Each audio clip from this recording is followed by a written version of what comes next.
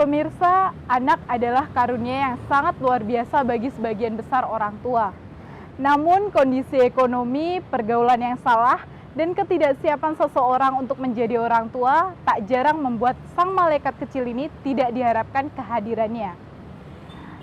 Jika seperti ini, maka aborsilah jalan satu-satunya yang ditempuh. Lantas bagaimana praktik aborsi di masyarakat? Saya Deva Darasta, inilah investigasi sekitar kita selengkapnya.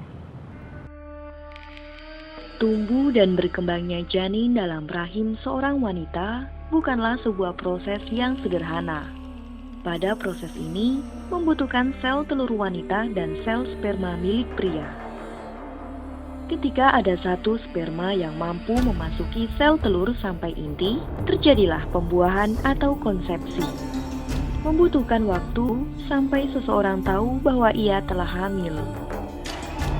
Pada proses kehamilan bulan kedua, jantung, otak, sumsum tulang belakang, dan otot mulai berkembang. Pada bulan ketiga, kepala bayi sudah lebih tegak dan leher lebih berkembang. Usia kehamilan bulan keempat, pergelangan tangan dan kaki mulai terbentuk. Kehamilan bulan kelima, berat bayi telah bertambah 2 kali lipat. Sistem peredaran darah dan saluran kemih mulai bekerja.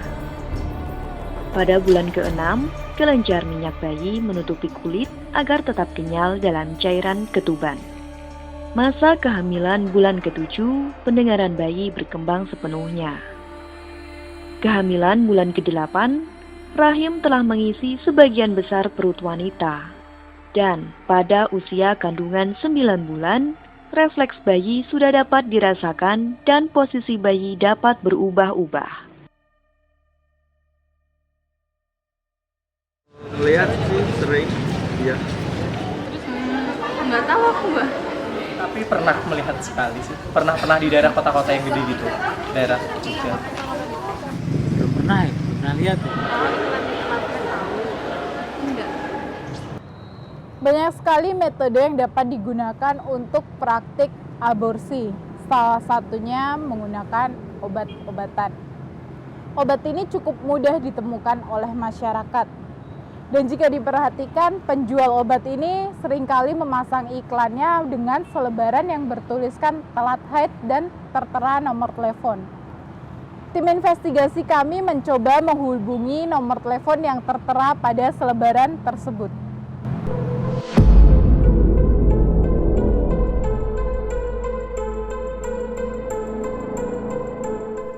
Tim investigasi kami telah melakukan pencarian data terhadap subjek yang merupakan penjual obat telat haid melalui via chat.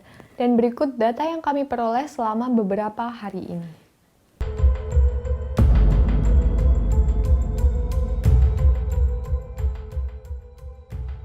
Dengan menempelkan selebaran bertuliskan telat haid dan nomor telepon di pinggir jalan, pelaku penjual obat aborsi ini begitu mudah ditemukan. Namun, untuk bertemu secara langsung dengannya menjadi hal yang sulit untuk dilakukan.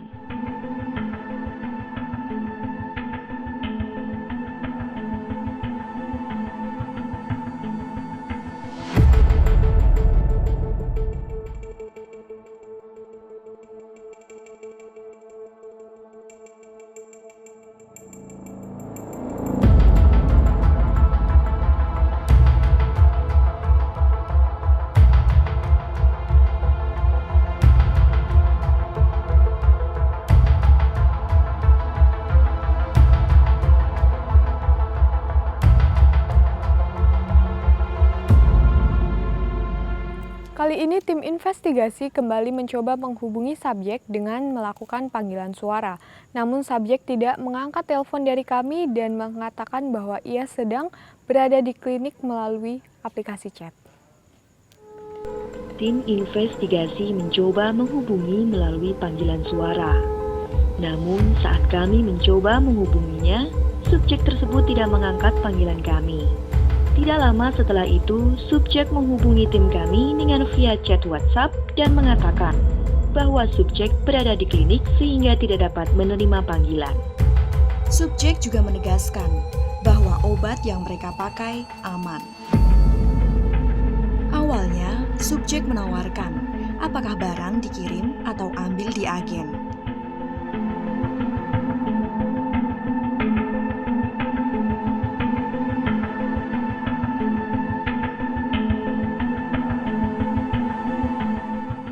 Namun, saat tim meminta ambil langsung, subjek meminta agar dikirim saja. Saat ini tim investigasi sedang berada di kota Yogyakarta dan kami akan melakukan penelusuran ke apotik-apotik terdekat untuk mengetahui bagaimana peredaran obat misoprostol di daerah ini. Penelusuran dilakukan di beberapa apotik di Yogyakarta. Makasih Mbak. Ada misoprostol nggak Mbak? Makasih. Ibu ada misoprostol? Oh, nggak punya ya. Oh, kira-kira di mana ya? Aduh, kurang tahu ya, nggak punya. Teman saya deh. Oke, udah makasih ya Bu.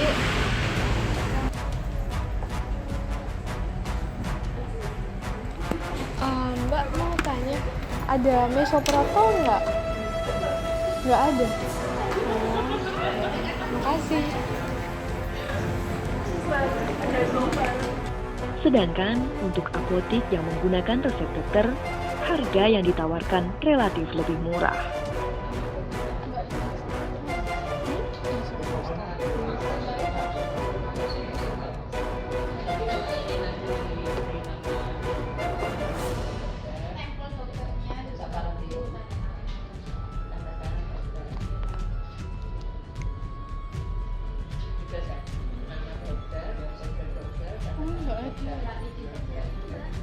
Harus pakai resep dokter. Berapa ya Mbak?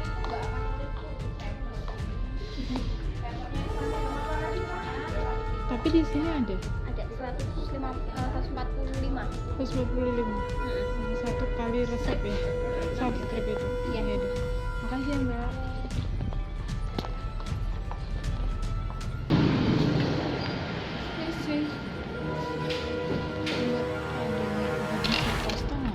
Misoprostol nggak punya. Oh, nggak ada. Saya di mana lagi ya Mbak ada? Saya udah cari 3 apotek nggak ada. Dari mana aja Mbaknya? Saya di Pivos itu, terus di itu apa?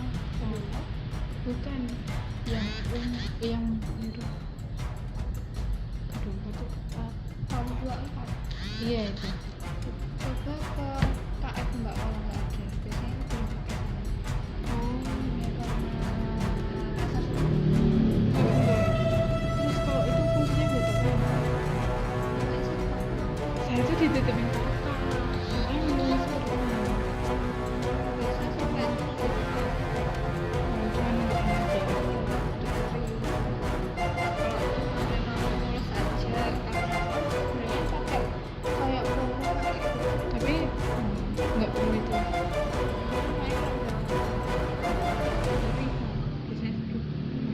Makasih ya Mbak ya. Hasil penelusuran menunjukkan bahwa ternyata obat misoprostol ini masih dapat beredar secara bebas di kalangan masyarakat tanpa perlu menggunakan resep dokter. Harganya pun berkisar antara 300 hingga 500 ribu rupiah. Dapat apotik yang menyediakan obat misoprostol tanpa perlu resep dokter untuk membelinya. Harganya pun relatif mahal. Nggak tahu itu titipan teman saya.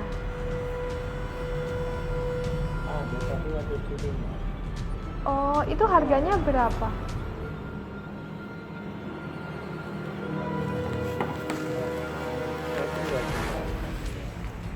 Tinggal 8 obatnya. Kalau nggak salah sekitar 700. Oh, mahal sekali. Karena nggak ada nggak seperti sini. Iya, duitnya juga bawanya sedikit. Itu pesan berarti, pesan dulu Kalau terus. mau kita ambilkan kan aja.